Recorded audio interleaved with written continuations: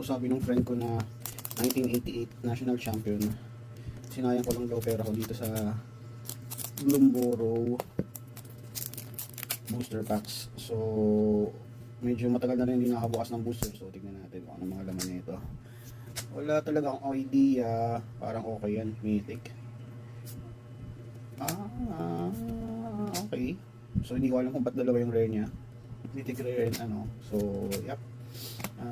Mukhang okay yun. So tinitignan ko lang yung mga picture. So mukhang may price to. Parang may nabili akong ano na ito sa may nabili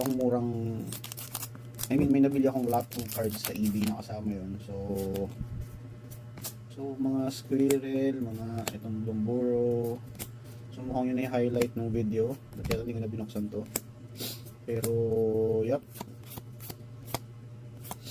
Vanishing lights. Okay. Baka na natin. Dito tayo eh. Yun ba yung highlight? Yun to. Full art land. Uy, another mythic. Swerte lang ba? O pero yun hindi ko alam kung may price. Okay.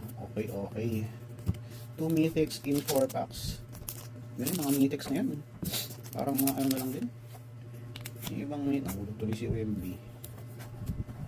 Angkat kasi.